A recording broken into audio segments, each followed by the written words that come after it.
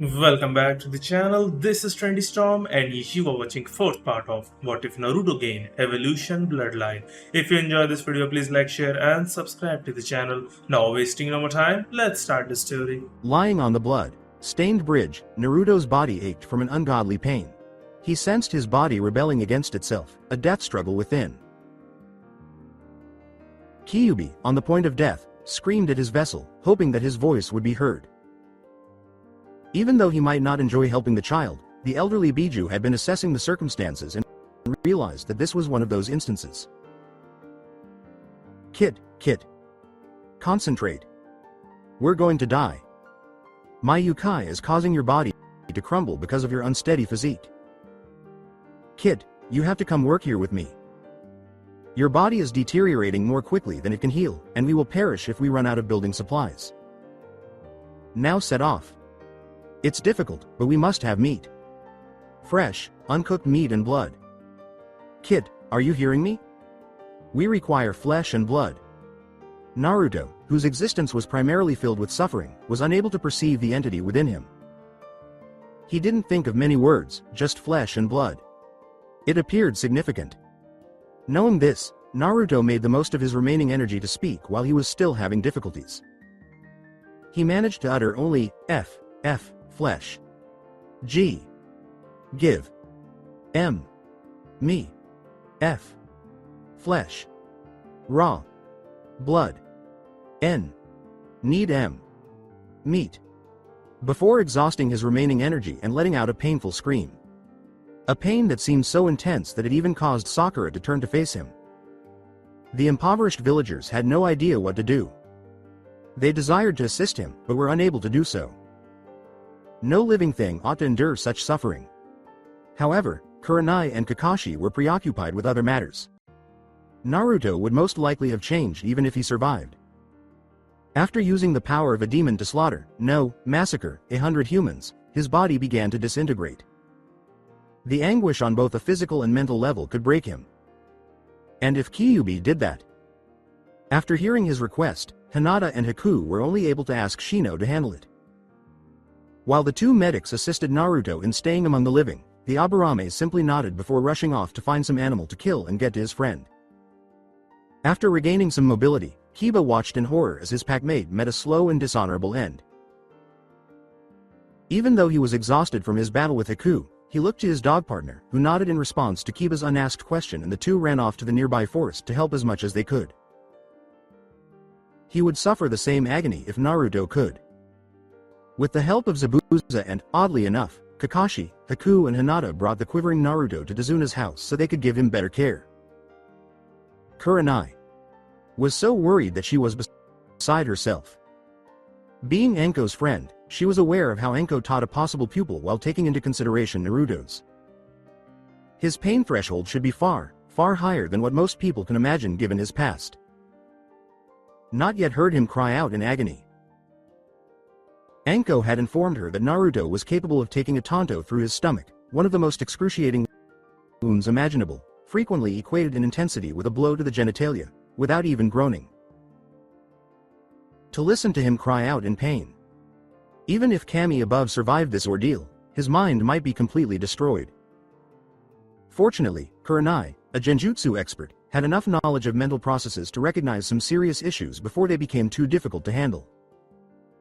Kiba and Akamaru were literally searching the entire forest for meat, their muscles tensing with every movement and their chakra hurting from taking 2 Hyarangan, a soldier pill that restores chakra almost instantly at the expense of physical pain during molding. The daily safety limit is 3. Taking more could result in death from physical exhaustion or chakra depletion. Although Kiba was fortunate enough for Akamaru to have already seen and bagged 2 rabbits from a hole, Kiba knew that this would likely not be sufficient due to the extent of the wounds. His radio buzzed abruptly, and it was Shino. Inuzuka. San, I have located a possible prey, an aged deer. Return to the client's home, I shall be there shortly. Kiba just gave a grunt in response and moved aside at their HQ. He hurried to Naruto's room, where he heard the screaming, opened a scroll, threw the 2 rabbits to Hinata, and collapsed in a heap. Shino was trailing behind his packmate, who had earned a little more time. Before nodding off, Kiba was able to give Akamaru a meek smile. With a quick flick of her kunai, Hinata sliced the rabbit into pieces. When she used what little chakra she had to patch Naruto up as much as she could, it hurt to even keep her hands steady. She literally tore it open, letting the intestines, blood, and gore fall into Naruto's mouth as she quickly made way for him. Haku held the poor boy's head up to prevent him from choking. Even though he was in excruciating pain, Naruto could taste something that was calling to him and knew he had to eat it. The pained blonde began to move his jaw slowly as he felt the life giving liquid guzzle down his throat and chewed the meal that had been given to him. Gradually, he began to need more, so he bit off more on his own, his body's needs taking precedence over even the unbearable pain he was experiencing. Crushed and swallowed bone after crushed and swallowed bone, bit by bit, gulp by gulp, a messed up, horrifying, disgusting, but desperately needed meal passed down Naruto's body, already breaking down even while in his esophagus. With a hunger born of need, Haku and Hinata watched as the tormented, half-conscious boy ate the rabbit on his own. In a minute the rabbits were gone and they both noticed he was getting a little better. Even though it wasn't much, it was a significant advancement over the previous situation. The meager meal would only last him so long, so they knew he would need more soon. After taking their third Hyarangan, the two medics returned to trying to keep Naruto alive for a little while longer, knowing full well that they would most likely pass out in less than 30 minutes and that they were in excruciating pain throughout their entire body from drawing more chakra than they were supposed to. They were aware that their suffering was insignificant in comparison to his. Haku's attention, and eventually her fear, was caught by the fact that Naruto appeared to have slowed down at one point. Even though he should have been hyperventilating based on his screams, his heart rate had dropped to a crawl and he was only breathing once every minute. With his prey safely tucked away in his holster with a sealing scroll and its corpse still warm, Shino dashed through the forest. He pushed some of his priceless little chakra to his legs, ignored the door, leapt, and landed through Naruto's room's open window. To his dismay, when he saw her resting Naruto's head on her lap in an attempt to keep him motionless long enough for Hinata to adjust his eyes, he nearly fell on poor Haku. Poor Shino froze, not even understanding why he felt jealous of Naruto's status. Shino scowled, thinking that this was nonsensical and that he should speak with his Okawa Sama and Otou. Sama escaped from his situation swiftly. He removed the dead deer without wasting a second, and using his keen and powerful kama, he cut its throat over Naruto's gasping mouth, leaving blood on the floor in Haku's kimono, which, given the situation, didn't bother her nearly as much as it should have. With great hunger, Naruto drank the animal's blood, feeling it purify the cancer causing cells in his own bloodstream that Kyuubi's Yukai had created. His hands shot out, grabbing the dead anima by the throat before anyone could stop him. He pulled himself to the wound and tried to drink as much as he could, as if his life depended on it, which it apparently did. Naruto exposed his long canines and bit hard, ripping through the anima's hide as the flow reduced to a trickle. In the short time that Naruto had been literally sucking the poor animal dry, Shino had fortunately had the presence of mind to use his kama blades to quickly remove as much of the skin as possible. With each bite he took, Naruto's pain subsided as the flesh he swallowed broke down to replace his own, expended to contain and repel the tainted flesh that had once been his own. Fortunately, Naruto discovered that this process allowed him to keep his mutations. However, at that moment, he was too preoccupied with consuming his fleshy meal to be aware of this. On the other hand, Kyuubi had been extremely meticulous in documenting and comprehending all that had occurred, as well as offering assistance where he could, particularly in guiding Naruto's now functional natural healing abilities. The sheer speed and efficiency of Naruto's digestion would have astounded a medical professional if they had opened his stomach at that point. If it could avoid it, Naruto's body wasted nothing. Bones and flesh broke down in what seemed like seconds, and the nutrients they contained were absorbed by the body at a rate that would be impossible for most people to match. However, it was abnormal for a Jinchuriki to have an unstable DNA chain. In just 1 hour, Naruto's body was fully restored, and in just 15 minutes, his whole blood volume was restored. All the while, the dangerous cells caused by Kyuubi's Yukai were isolated. As the pain subsided, Naruto gradually regained consciousness, realizing that the deer was only a head and a hind leg. Naruto needed to replace his entire skeleton, so not even bones escaped his feeding frenzy. When he turned around, he finally realized what had happened in the room. Kiba lying down next to him as Kurenai and Kakashi placed him. Haku asleep. Hinata nearly unconscious. and a tired Shino eating what appeared to be soldier's soup. Soldier's soup is a concoction of extremely nutritious ingredients that focuses on giving someone as much energy as possible without harming the body. Its taste is absolutely horrid, but its value when in need of a quick, easy, and nutritious meal without much hassle or difficulty of ingestion is undeniable. Tsunade was one of the first to create bars that, when boiled, would yield this soup, assisted by the Akamichi clan. Though most who are aware of its existence carry a bar or two anyhow, some prefer to slowly mew. With phantom pains still present, Naruto slowly stood up. Kyuubi congratulated him on surviving and gently touched an exhausted and almost unconscious Hinata. Shino had already placed Haku on a futon, but it was unclear from her almost delirious state what had transpired. However, Hinata had obstinately refused to close her eyes until her Naruto-kun had at least somewhat recovered. After carrying her to her futon in the bridal style and covering her with a blanket, Naruto nodded to Shino and left the room. Ultimately, his ally would also require his sleep. With composure, Naruto descended to Zuna's stairs, greeted the family, Zabuza, Kakashi, and his sensei, then excused himself to go outside and, as he put it, keep watch.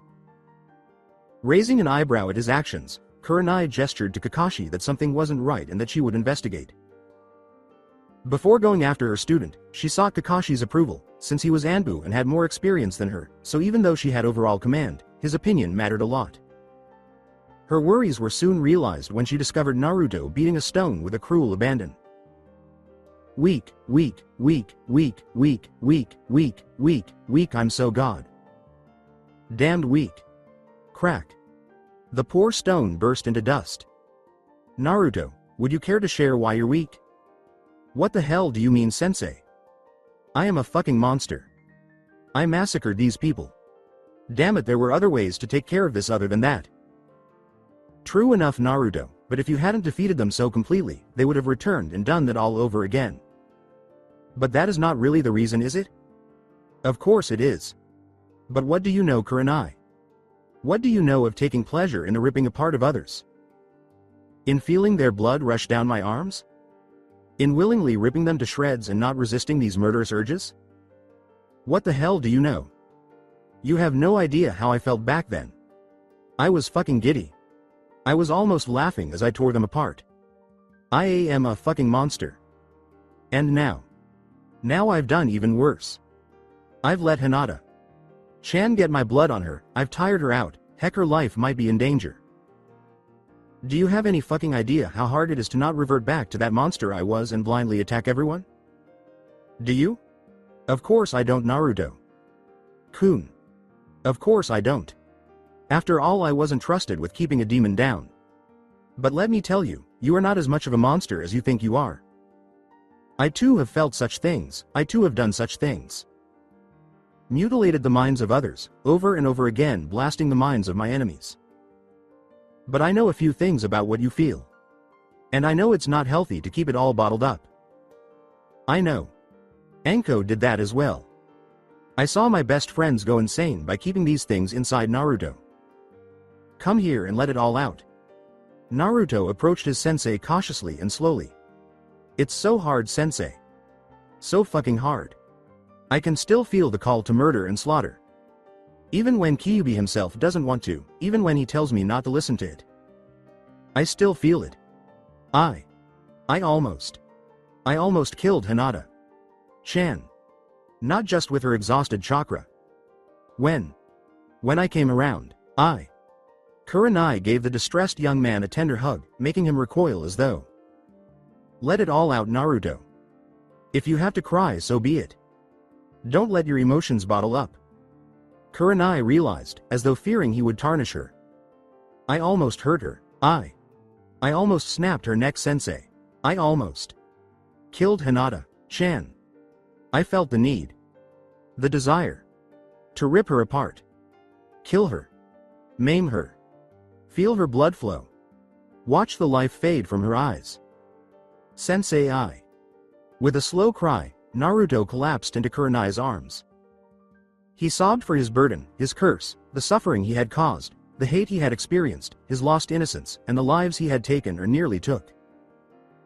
Kurenai was unable to do anything but watch and console Naruto as he sobbed for what seemed to be the first time since his birth, though she was incredibly close to making that observation.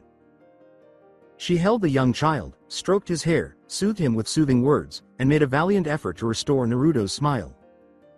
Kakashi heard the boy's heartbreaking cries as he observed the boy in grief from a distance, and began to wonder. How could a demon have such a cry? If he was able to cry like this, how could he be a demon? If only. If only the other villagers were as aware as we were. With a sigh, Kakashi turned to face Zabuza's ominous presence behind him. The brat's gonna be fine, Hitaki.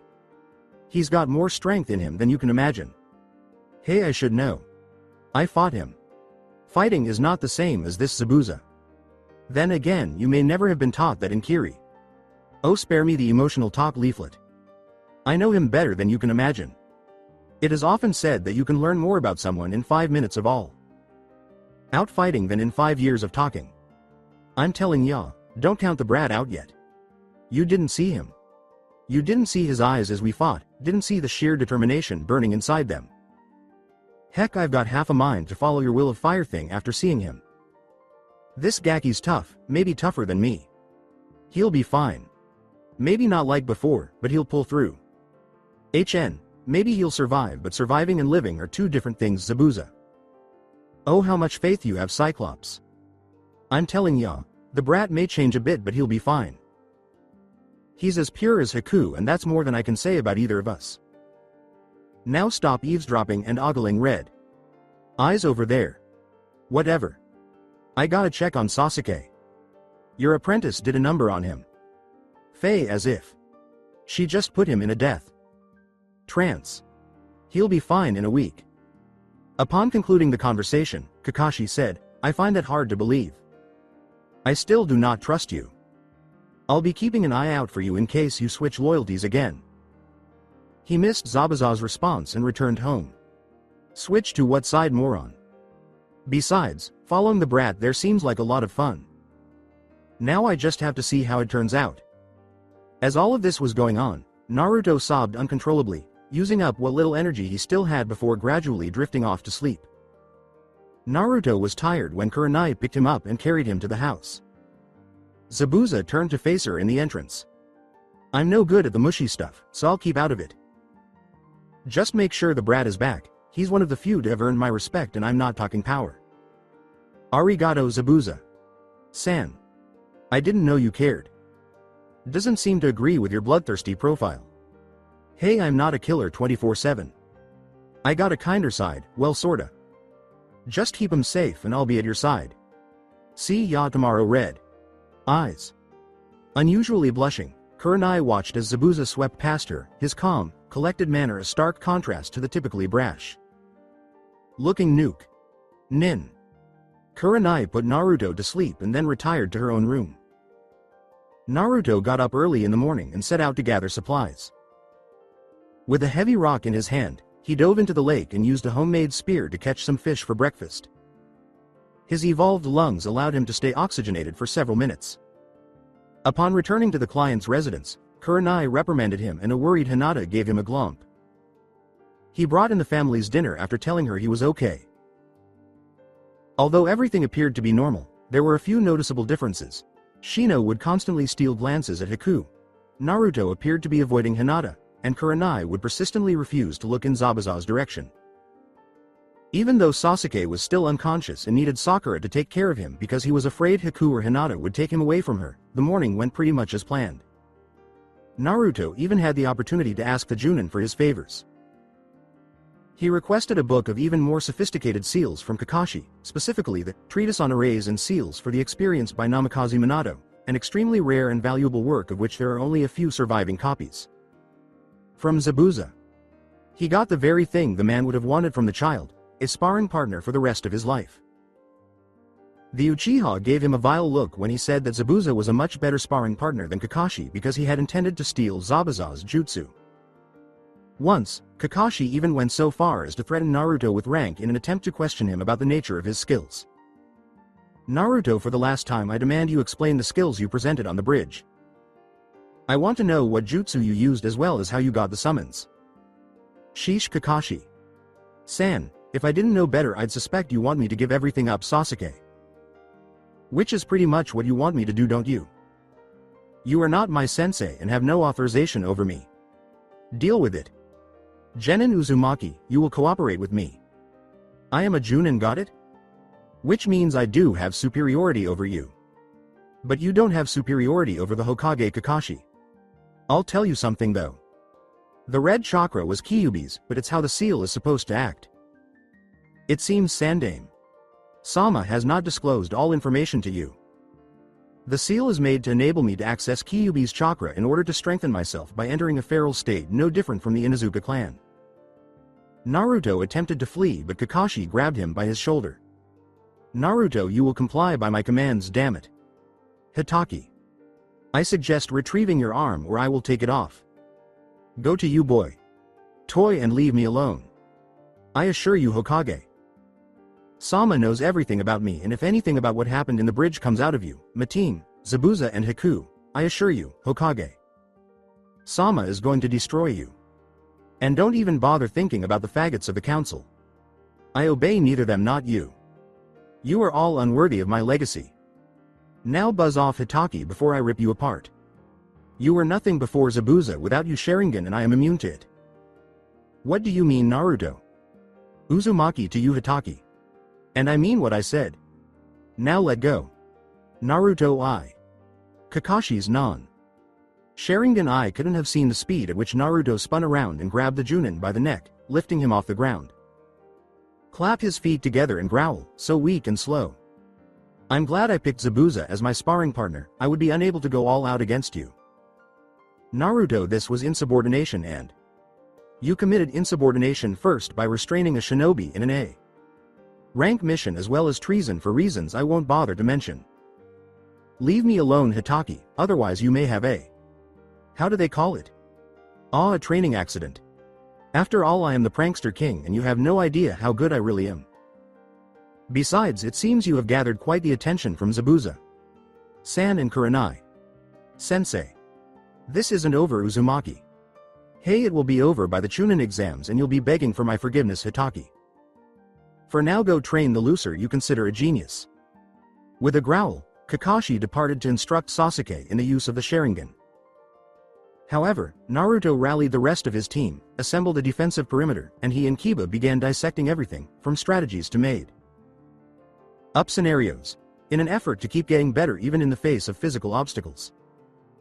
Haku and Zabuza's experiences in particular were helpful because, as nuclear nin, they had encountered some extremely strange circumstances. During one of their conversations, Kiba learned of Naruto's reaction to the red energy of the Kyuubi, and he expressed his trust in his packmate despite his fox-like scent. So Naruto-kun, we have to understand what happened after you stopped using the Kyuubi's Yukai. I suspect your body resumed breaking down. Exactly. With Kyuubi's Yukai acting as a corrosive effect on my body, my DNA kept on breaking down on me. Of course, my regenerative abilities attempted to fix it, but they were hampered by the sheer speed of the breaking down. The reason I needed flesh and blood is simple. I needed to replace mine. Since mine had been corrupted, I had to replace my flesh, blood and bones with new tissues to survive. Of course, my Keke Genkai improved my resistance to Kyuubi's Yukai, but let me explain what we found out. There is a threshold, like a dam. If the amount is below that threshold, the dam makes sure I have no harmful effects. However, the more I use, the more the dam is stressed. Once the Yukai reaches a certain amount, the dam breaks and unleashes the whole amount of it on me. Also, except for said dam, I have no defense against Yukai. In other words, if I pass the threshold, the full force of the Yukai hits me as if it had hit any other human. And because of my already unstable DNA, things get even worse. I had Q take notice on how much I used as well as approximate the backlash of every amount. He believes if I find experienced enough medics, I should be able to safely increase the strength of the dam so that I can safely call on a large amount of Yukai without a problem. The snag is that the only medics with that much of a medical knowledge are Tsunade Sama and her apprentice, as well as the fact that there is a large chance exposing me to Kyuubi's Yukai will shorten my lifespan considerably and kill me regardless of precautions. On the bright side, we now know what happens in such cases, so I'm going to start carrying fresh meat and blood supplies with us just in case something like this happens. Kurenai briefly conversed with Hinata while Zabuza was getting Kiba and Shino started on various options, and then the blue-haired Hyuga heiress approached Naruto, setting him apart from the others. Naruto. Kun, what's wrong? You've been avoiding me. What's wrong? It's as nothing. No way, it's nothing, Naruto. Kun. You barely even speak to me. Did I do something to hurt you? No. You didn't do anything like that. You are perfect. I am the fault of the equation. I am the one who's responsible. Naruto. Kun, talk to me. Please, what's wrong? I know you're. I am a monster, Hinata. What are you talking about, Naruto? Kun? What monster? You are the kindest. I'm not. I want to be. I try so hard, but. Hinata. I almost hurt you. I can't forgive myself of that. What are you talking about, Naruto? Kun? You'd never hurt me. I know it. A simple, chaste kiss put an end to Naruto's self-pitying tirade. When I woke up, I almost killed you. When I picked you up, I had that damnable urge to kill you, hurt you. I don't want to do this. I can't. No matter how advanced his brain was, poor Naruto kept blinking in an attempt to process the news that Hinata had kissed him silently. Naruto.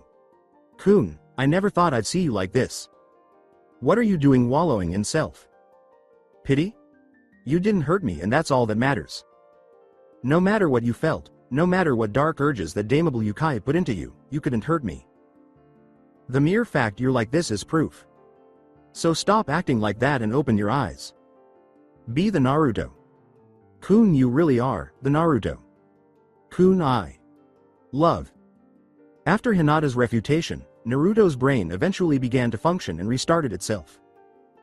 With a rare expression of semi-sadness, semi-happiness, and lopsided smiles, Naruto showed love and affection to his pale-eyed savior.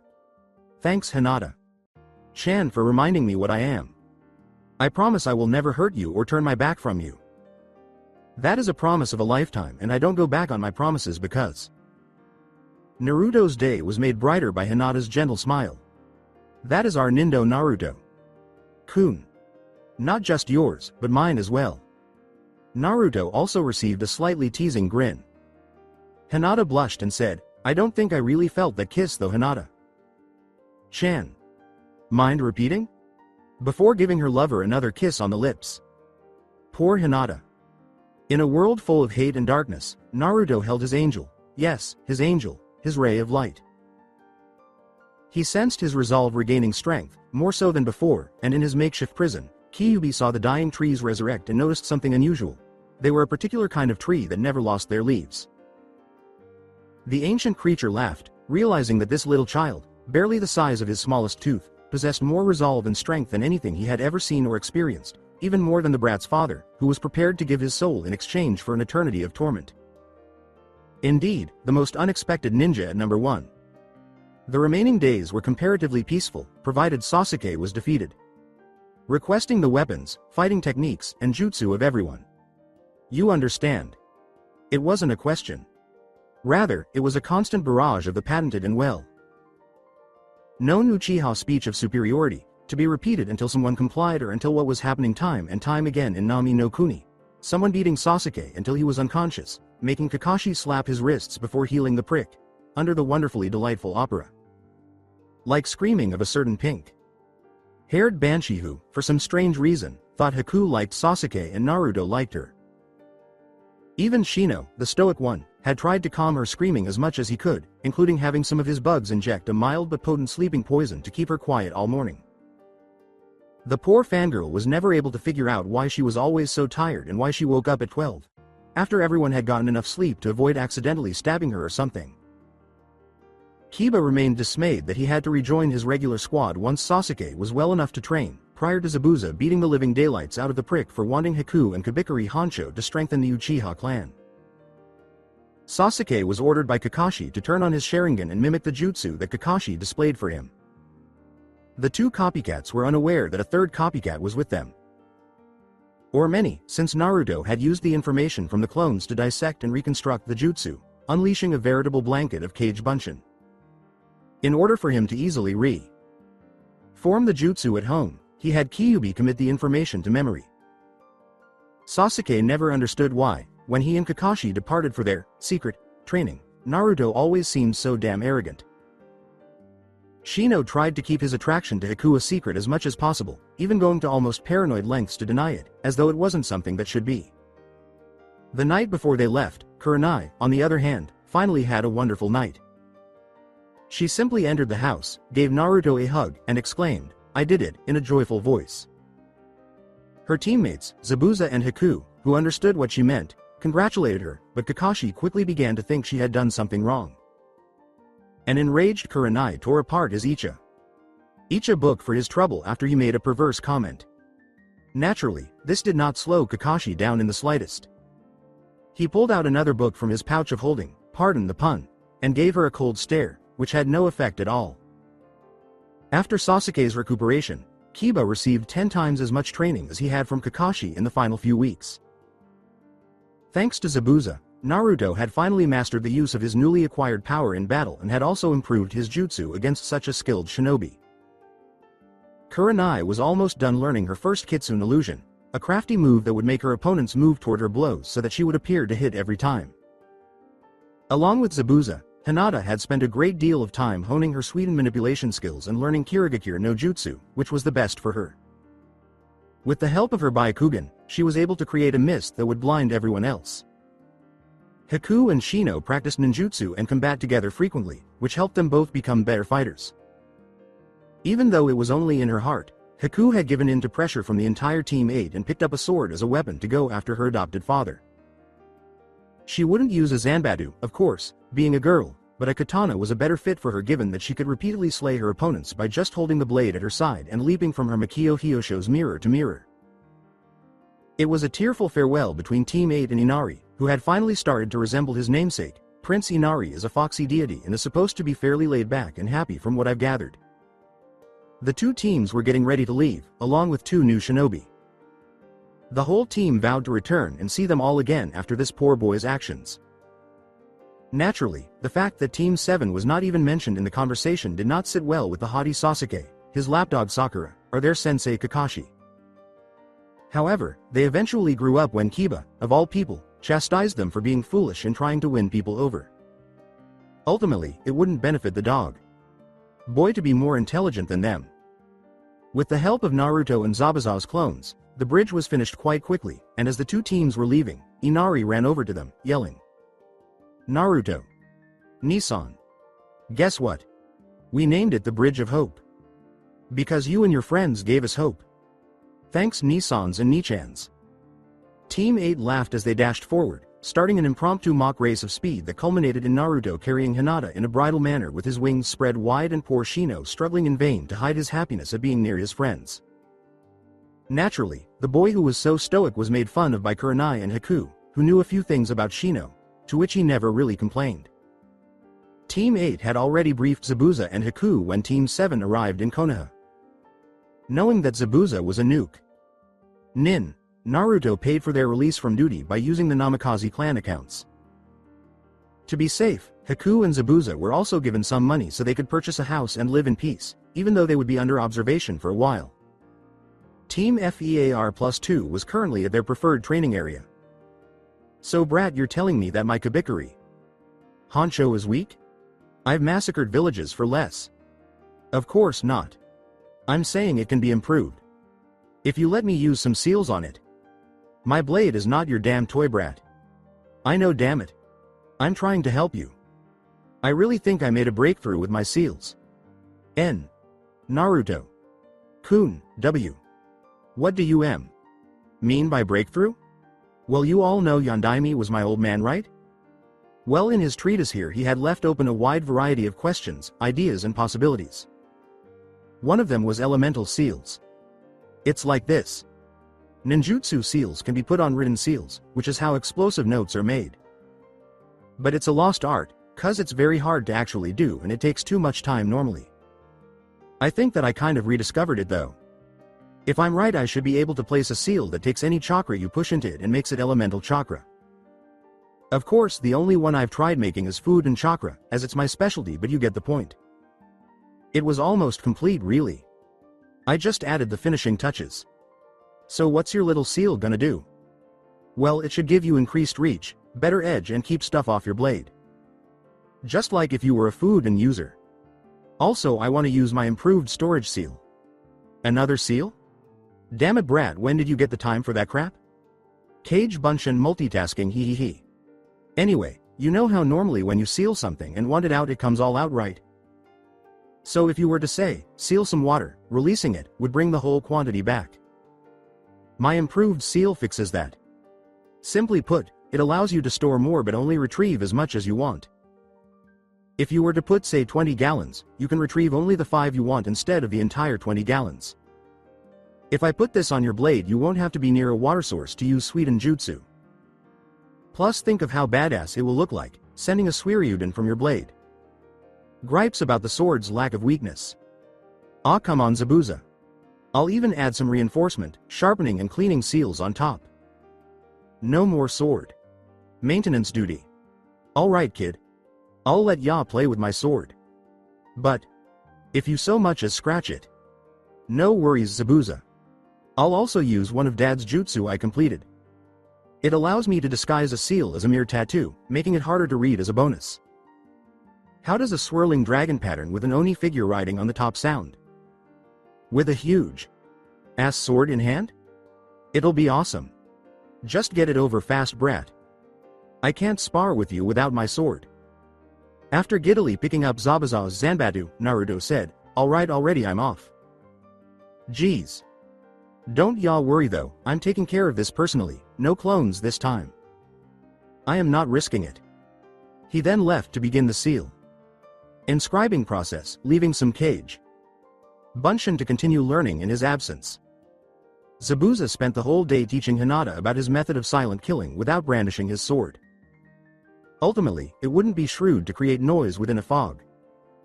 Shino, meantime, was occupied with thoughts of Hiku. Once, he had come dangerously close to calling her Chan. What was the issue with him? Shino let out a sigh. He turned to Kurenai Sensei and observed her teaching Hiku some basic genjutsu to complement her style, like genjutsu, heki, bunshin, illusion, weapon clone, which creates illusionary copies of a thrown weapon, easily hiding where the real one is going to hit, causing enemies to not only grossly miscalculate, but also believe their enemy is much stronger than it should be. Shino had reached a ford. He had the uneasy feeling that his coat was a little too warm when he was near the kunoichi, and he couldn't help but smile at her. He was desperate to learn more, but for some stupid reason, he was afraid to ask his parents. The poor boy had no idea what to make of his condition. He decided that when he had the chance, he would ask his team. This should have an entirely reasonable explanation. Naruto, in the meantime, visited his little workshop of horrors, as he liked to refer to it. It was just a room in his apartment, nothing special. It featured an expansive desk, a library, and an abundance of papers filled with Naruto's mad ideas, along with a lovely view of Konoha and the Hokage monument. After setting the enormous blade down on the desk, Naruto assembled his supplies. Naruto took a breath to center himself before getting to work. It was time to use his seals, which he had practiced hundreds of times. He carefully set out the brush and ink, then began to reverently scribble the seals. Naruto labored agonizingly slowly for hours on end to ensure that he made no mistakes at all. Although he could handle the seals, even the slightest error could ruin the entire plan. A few hours later, Naruto used his father's jutsu to hide the seals and transform them into a stylized dragon in the likeness of Kabikari Honcho, with an Oni figure perched on top of the head and a weapon that seemed eerily similar to that. After finishing his work, Naruto cleaned his desk, allowed the ink to dry completely, and covered the enormous Zanbatu in bandages so that no one could see the seals. Heading towards the training grounds, Naruto slung the weapon over his back. When Naruto arrived at the training grounds, he saw a foggy area that he assumed to be Hinata. Chan and Zabuza, along with Haku's Makio Hyosho trademark and a few hundred too many senbon flying in all directions. At that, Naruto arched an eyebrow. Given that Tenten and Haku appeared to enjoy tossing a lot of sharp, pointy objects, perhaps he ought to arrange for them to meet. In addition, Tenten would much rather meet a true kunoichi than any of these damn fangirls Sakura and Ino. Shino appeared beside him as he got closer, his face unreadable as ever. Naruto, I would like to talk to you privately after today's training is done if you don't mind. Sure, why not? Let me just get this to know. Browse and then we can spar for a bit. Oi no. Browse. Get over here Teme. I got it done. With Hinata following him, Zabuza emerged from the haze and approached the blonde. Finally you brat. You sure took your sweet time. After taking the Zanbadu from his back, Naruto said, Gomen Zabuza, but I had to be sure it's perfect. One seal wrong could take down the entire thing. Anyway, it's done, here you go. Zabuza took it slowly and unwrapped it. He examined the writing on the sides with a critical eye. Well, the inscription is nice and I don't see the seals. You said the inscription would hide them, right? Anyway, how does this new trick work? Alright, see that big boulder? Normally you either can't cut it or it takes way too darn much strength to do it right. Now if you check the hilt you'll see there is a seal with the K's kanji. Push some chakra into it and control it so it forms around the blade, like a cocoon. Make sure the business end is as sharp as you can. After that just swing away at the rock. Zabuza complied, taking a few moments to properly focus the chakra, as he was ignorant of food and manipulation even though the seals had done most of the work for him. Zabuza examined the cocoon after it had formed. The blade extended about 30 centimeters as a blue aura covered it. With some expectation, he swung the blade vertically at the boulder, thinking it would bounce off. But to his utter delight, the blade skipped ahead and sliced through 50 centimeters of rock. He discovered that the chakra extension had also sliced through the rock when he ripped his blade from it. Zabuza gave a whistle. Now that's impressive, Gaki. Nope, not really. Not comparing to what you could do if you mastered that. Naruto grinned wildly. What you did was actually pathetic for a Fuden user, but you're a Suiden user, making it rather impressive. Of course my seals did most of the work for you. Anyway, it took you too long and didn't cut nearly as much as it should. If I had done it, it would have cut cleanly through the rock and stabbed hilt deep into the ground. It's just a matter of practice though, since you know nothing about Fuden. I'll teach ya a few things though if you want. I'm sure you'll enjoy them. Besides, if you master food and chakra you'll be able to detach the chakra blade from your sword and send it flying to any poor bastard around you. So what do you think? Are my seals awesome or what? Naruto nodded as Hinata and Zabuza returned to their training. I admit it kid, you're one heck of a seal user. Anyway, I gotta go back to teaching Moon. Eyes here. Her exorcise is not over yet. The main goal was to teach Hinata how to attack and maintain Kirigakure no Jutsu at the same time. She could do it, but the chakra needed was quite high for a kunoichi because she would also need to keep up her Byakugan's chakra. Although it was really difficult for her, she felt better and better each time she beat her previous record, even if it was only for a brief moment. After Naruto visited Shino, the two prepared for a duel. Though Shino had not yet engaged in combat with Naruto's bladed arms, he had observed enough to have a sense of his fighting style. Even so, given Naruto's unpredictability, Shino remained exceedingly cautious, as Naruto had a reputation for improvising and using attacks that no one was ready for. Though both boys knew Naruto was holding back his full strength and speed, the two boys had a good time sparring, with Naruto defeating Shino 6-4. He saw the spar as an opportunity to demonstrate his proficiency with the blade rather than to gauge his strength or speed. Shino pulled Naruto away from the others after they were finished so they could have a private conversation. Naruto, lately there seems to be a problem with me and I do not know to whom else I should turn to. Oh? And what's that problem? You know I'll do anything to help you people. Ever since I first met Haku, I've felt different. I am happier around her, and when I saw you on her lap back when you were cleansing Kyuubi's chakra, even though you were there so she could hold you still, I felt slightly jealous. I cannot explain it, so I need your help. With a sigh, Naruto replied. Shino, it is not unnatural. What you're experiencing is called love. You my friend like Haku. And not like a friend either. Instead of running away from your emotions, I think you should embrace them really. However, you shouldn't rush in and tell Haku you like her. You need to scout out about it first. See if she likes you, as well as figure out if you really like her or are simply crushing on her. What do you mean, Naruto? My clan never was shy on the matter of mating, but they never went in depth with courting rituals. Baka, there are no courting rituals. See if she blushes around you, or if she looks at you more than normal, or if she smiles a lot when you're around, or if she wants to be around you. Telling true love apart from a mere crush is harder, but I'm sure you'll be able to find the differences. However, I must warn you, Shino. Do not despair if she doesn't return your feelings. She may develop them later, but you shouldn't push her. Even if she doesn't like you now, she could like you later, okay? Don't rush it. Also, it might be a good thing to speak to Hinata Chan as well. She is after all much more experienced in romance than me. I see. It is quite complicated, but still thank you, Naruto. Don't thank me yet, just my opinion on the matter really. Anyway, I was thinking, since my experiment with Zabuza's blade was a success, I should make such improvements on the entire team's weaponry. Your Kama will take easy to the wind blade array, but I gotta use something else for Hinata Chan.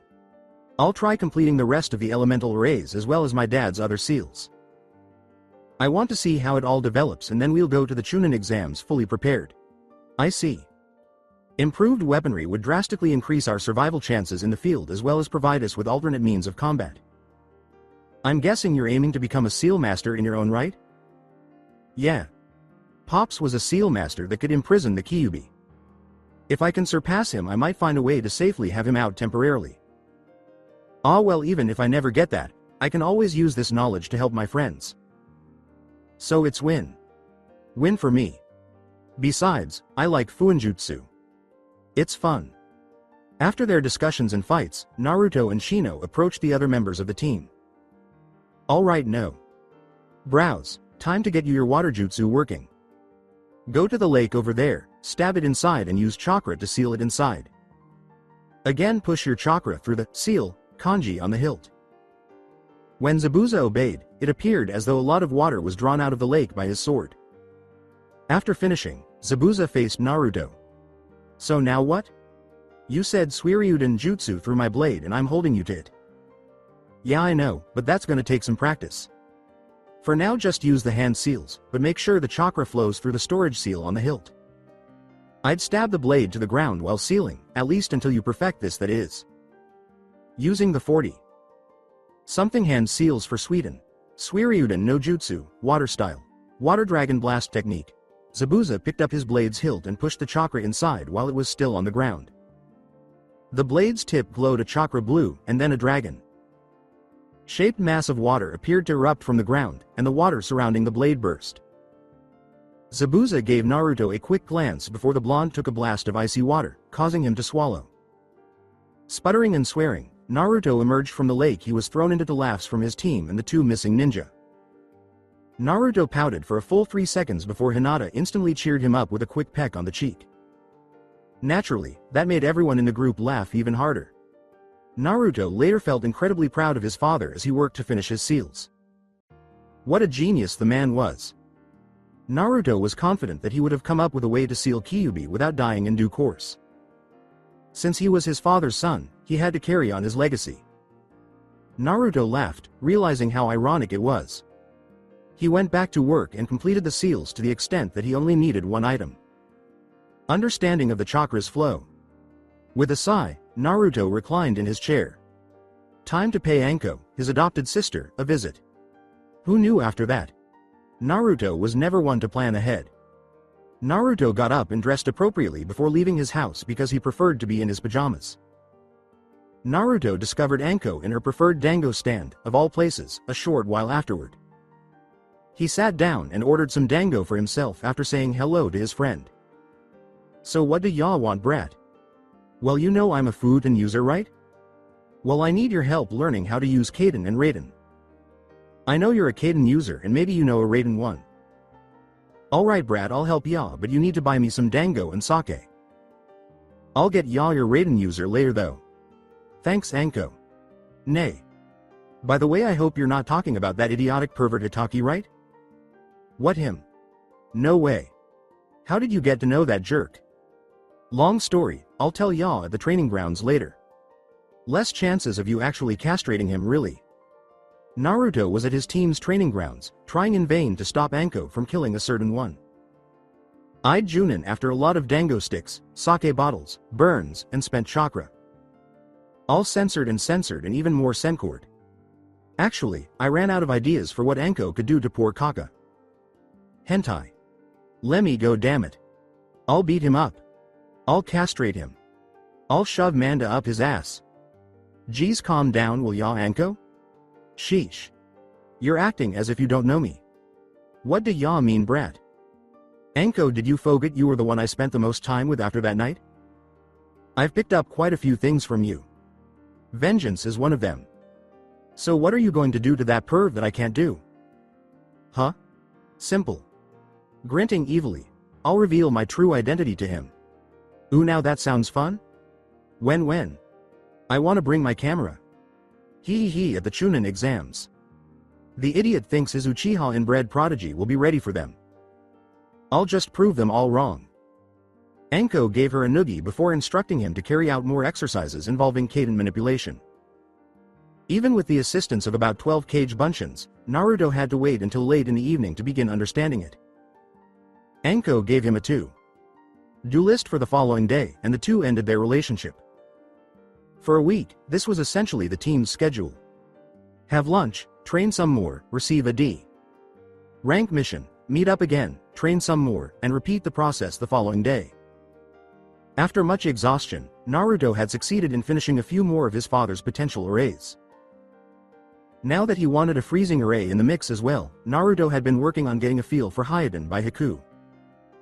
Shino, on the other hand, trained his taijutsu, and budjutsu since he never had enough chakra to specialize in ninjutsu or genjutsu. Shino had managed to talk to his parents and Hinata about Hiku, but the poor boy couldn't bring himself to tell her. For her part, Hinata had been practicing her Tonfa, Jiyuken, and Iryo jutsu in an effort to properly balance out her team. She had eventually made the decision to begin studying genjutsu as well, but for the time being she needed to focus on other things. A few weeks later, Naruto gathered his group and presented them with a book. He responded to their further questions by saying, "This is my seal collection. Every single seal and array I've come across analyzed and categorized in here. Now the reason I got it here is to tell you that I've finally completed my elemental arrays, well aside from the freezing one, but that's really hard considering it's a bloodline ability and I can't get a feel for it. Anyway, since I've completed them I thought I should show them to you so we can upgrade our equipment." The group looked at him proudly, even though he wasn't exactly young. "Alright Hinata-chan, we need to change your tonfa. Wooden tonfa are good for starters, but I think you can handle metallic ones. Now I'll improve them with a water storage seal and a shocking array. A chakra channeling seal will make sure you can Jiyuken your enemies to death even with tonfa, and I'll also add a chakra storage array. These ones were really hard, thankfully Dad had almost finished them, but they are great for you. They let you store an amount of chakra for later use, like a Hyarangan, but without the pain. I'll also add storage seals for a pair of blades on your tonfa, in case you are forced to take a life, even though I know you abhor it. Some reinforcement and maintenance seals will finish your weapon, okay? Hi Naruto-kun. I wish I didn't have to kill, but I may have to. Alright, next up is Shino. For you all add my windblade array like I did for Zabuza as well as chakra storage seals. This way you'll be able to use a couple of ninjutsu if you're in a tight spot. Lastly, I'll use a chakra tracing seal connected to your glasses. It'll let you track any enemy by marking them with a bit of your own chakra so they will never be able to hide, which considering your Kikai Shu will be rather lethal. I really don't know how else to improve them really, but any idea is welcome. If you want I can place a storage seal on your coat for easier transportation. I see. That will be sufficient Naruto, I thank you. Now let's see, I got some ideas for you Kurenai. Sense, like a magnetic shield to protect you from all things metallic, as well as a prototype flight array consisting of artificial wings with wind seals on them, but it's still experimental. I could use some chakra storage seals on an amulet or something though, since being a genjutsu specialist usually means having little an amount of chakra. Oh, and since Anko Nay is here I'll get down to hers as well. Alright, here's what I've got planned for you. I'll replace your gauntlets with new ones carrying storage seals for wrist-mounted blades as well as a variety of small things from smoke bombs to poisons and explosives. On the underside will be the storage for the real weapons though. Don't worry, I've already bought them and I'm sure you'll love them. Anyway, I'm going to add a multitude of advanced storage seals for poisons on top of the blade, so you'll be able to poison your daggers in the midst of combat. A pair of shocking and windblade arrays for the times you just have to go berserk on an idiot, as well as chakra storing seals to make sure you can keep going. So what do you think? The first to respond was Kurenai, who stated that she would prefer the anticipated seals because they would aid her in melee. Meanwhile, Anko took Naruto by the shoulders and began to tightly hug him within her bosom. 5 seconds was all that it lasted before Anko let him go. Hinata has never looked more menacing. Anko laughed a little nervously and then pulled away. Now that the snake charmer had joined the team, FEAR advanced in their training. It was almost exam time, and they needed to be prepared. Naruto cast his gaze upward. Would you, Mom and Dad, be proud of me? Occasionally, I ponder. How should I proceed? I suppose I'll follow the current. Just like you did, Naruto recalled a conversation he'd had a few months earlier with Anko. Rewind to 3 months prior. Dango was being enjoyed by Anko and Naruto while they sat under a tree. Every now and then, even Naruto had to eat something other than meat or ramen, and it was just as delicious as any other meal. Nay, Anko, what's that seal on your neck anyway? Q says it stinks of snake and corruption. Casting a sidelong glance at Naruto, Anko tried to steer the conversation. Ma Naru. Chan, it's nothing. Just a memento. Anyway, how's life treating you lately? Good, but you haven't answered. What the heck is that seal? You won't let it go, will you? Sighing, very well, if you must know, it's a gift. From my old sensei. Fucking bastard marked me with something that screwed me up royally. Hurts from time to time, eats up my chakra, messes my control, and worst of it, binds me to that bastard. Can I see it, Anko? Nay? Maybe Q can help or something. Whatever. Do as you like. After giving the seal a thorough examination and testing it with several seal-related jutsu, Naruto came to a stop. Damn, this seal's the work of an idiot savant. It's bound to your coils, constantly trying to overcome your chakra. You subconsciously form a shell of chakra around it in order to protect yourself. Also, it sends chakra signals to your brain from what I saw. Q said it reminds him of a mating mark, just altered so it can also affect your body. Looks like Oro. Teme got his hands on quite a few things to make this piece of work. Wouldn't surprise me if that traitor Manda gave him a hand as well. There might be a way to undo it, but it's hard. Undo it? What do I have to do? Unfortunately, you can't do anything about it. And even with our idea, it's still a gamble. In the ancient laws, if a male defeats another male, he can lay claim to the defeated's mates. In other words, someone would have to defeat Oro Teme to be able to remove that mark. But that's not all. It's quite possible the snake foresaw that and added a suicide seal, so in case he dies, you die as well. So someone must defeat Oro Teme without killing him, in other words, going half-arsed against him. But that's not all. Damn, Habi got his hands on some yukai. How I dunno, but that's the corruption I sensed. Seems he mixed it with normal chakra, creating a mix of the two. Now if he was a Jinchuriki, that mix would be an extremely potent human like chakra. But he isn't, so he doesn't mix it quite as well. Instead, it possesses an immense amount of yukai in comparison to the amount of human chakra, making it a very potent, corrosive and unstable mix. But here's the complication. Thanks to that yukai, you're somewhat of a Jinchuriki yourself. Do you know why a Jinchuriki would die if you remove the demon? It's because by doing so, the Jinchuriki loses the demon's yukai unless the demon cares enough to leave a storage of it behind. Needless to say, most don't. Because of that, the Jinchuriki goes through a sort of withdrawal phase and dies. Very, very painfully too. Q said it should feel like a constant yukai overload, and saying it hurts is the understatement of the decade.